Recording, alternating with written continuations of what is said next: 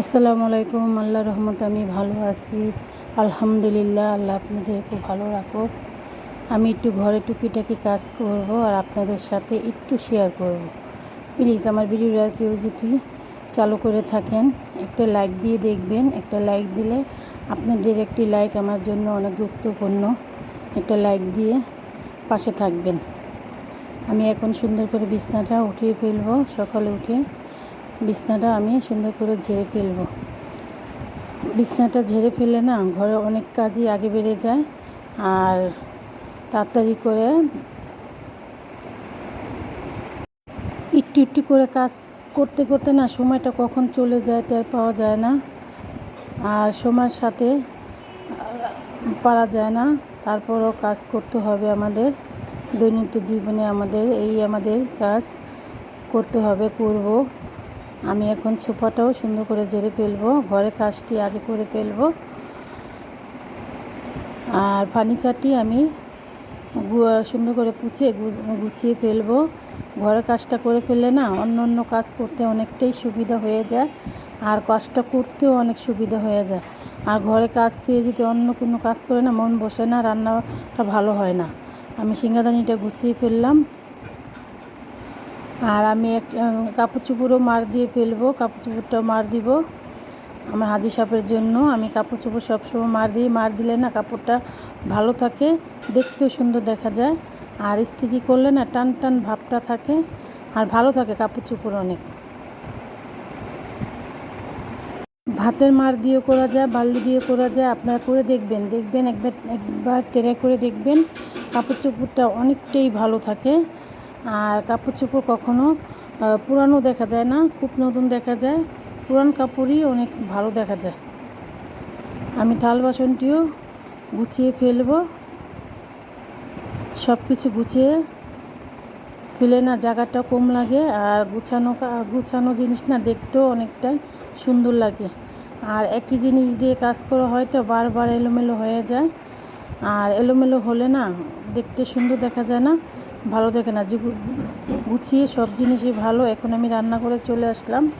এটা আমি ভাজি করব, একটা ঝিঙ্গা ভাজি, ডিম দিয়ে আমি ঝিঙ্গা ভাজিটা করব নাস্তার জন্য। নাস্তা খাবো, আর দুপুরেও আমি খাবো।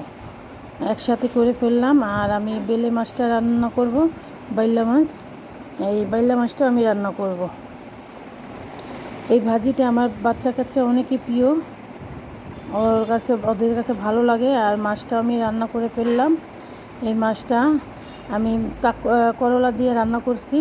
তিতা, গরমের ভিতরে তিতা জিনিসটা না অনেকটাই ভালো খাওয়ার জন্য। অনেক জায়গা সব বাড়িতে অনেক জ্বর, এই জন্য তিতাটা খাওয়াটা অনেকই ভালো। আর কালকে রাতে আমি একটা বাসমতি চাল দিয়ে পোলাওটা রান্না করলাম, আমার বাচ্চারা খাবে।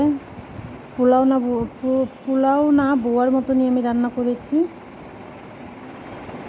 বাসমতি চালটা না ভিজিয়ে রাখলে 2 ঘন্টা কি 1 ঘন্টা, আর যদি সময় না থাকে আধা ঘন্টা ভিজিয়ে রাখলে চালটা অনেক লম্বা হয়, খেতেও ভালো লাগে, ভাতটা অনেক ঝরঝরা হয়। আর আমি একটা গরুর মাংস রান্না করব পেঁপে দিয়ে। এই গরুর মাংসটা আমি আগামী ওই রাতে রান্না করেছি। এই ভিডিওটা এড করে দিলাম। আমার বাচ্চারা আবার মাংস যে ওদের কী প্রিয়, আমি আবার মাংস ভালো লাগে না আমার কাছে, ওদের জন্য রান্না করলাম। আমি একটু বাইরে গিয়েছিলাম, আসতে দেরি হয়ে গেছে, রান্না করতে দেরি হয়ে গেছে। এই পাশে আমি থাল বাটি সব ধুয়ে ফেলবো। আমি রাতে সব কাজটা করে ফেলবো, সকালে নাস্তা বানাতে আমার সুবিধা হয়ে যাবে।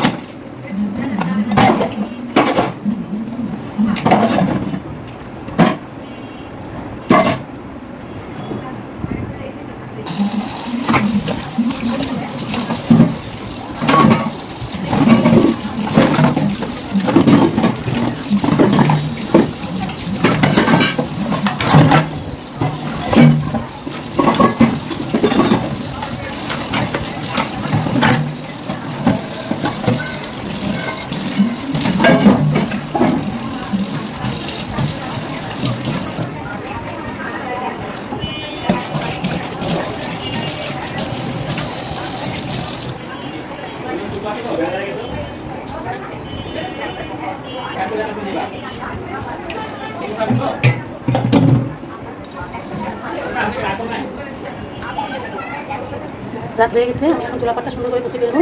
চুলাপাটটা সুন্দর করে ক্লিন করে দেবো, সকালে নাস্তা বানাতে আমার সুন্দর হয়ে যাবে।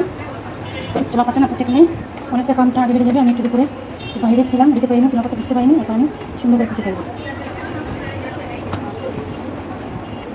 যার চুলাপাটটা পরিষ্কার থাকে না, সব কিছু পরিষ্কার থাকে, আর চুলাপাটটা বেশিরভাগ পরিষ্কার করে রাখতে হয়। তাহলে পোকা করে একদম বাস করে ফেলে খাবার জিনিস থাকে, খাবার খেতে না অনেক খারাপ লাগে। তার জন্য আমি 2বার করে চুলাপাট কুচি ম্যানেজ করে দেখো। একটু যেগুলি কাজ ছিল বাইরে চলে গেছিলাম, এখন আমি রাত হয়ে গেছে, চুলাপাটটা সুন্দর করে ক্লিন করে দেবো। অনেকে বলেন মেয়েদের কোনো কাজ থাকে না, মেয়েদের কাজ দেখানো যায় না কখনো। মেয়েদের কাজ অনেক, কিন্তু মেয়েটা দেখানো আর বোঝানো আমাদের আয়ত্তের বাইরে। এটা আমার ছাদ বাগান, আমি নিজের হাতে এই বাগানটা করেছি। আমি অসুস্থ ছিলাম, সবটি গাছ মরে গেছিলো, এখন ইনশাল্লাহ আবার হয়েছে। চেষ্টা করব গাছটি যত্ন করার জন্য। আর সবুজ প্রকৃতি আমার কাছে অনেকই ভালো, এটা আমার নিজের হাতেই লাগানো, অনেক সুন্দর। যদি গাছে না যত্ন করলে অনেক সুন্দর ফুল ফল সবই দেয়, কিন্তু গাছেদের যত্ন করতে হয়। আমার কাছে গাছগাছালি খুবই প্রিয় একটা জিনিস। চেষ্টা করি আমি এটি যতটা পারি। আসসালামু আলাইকুম।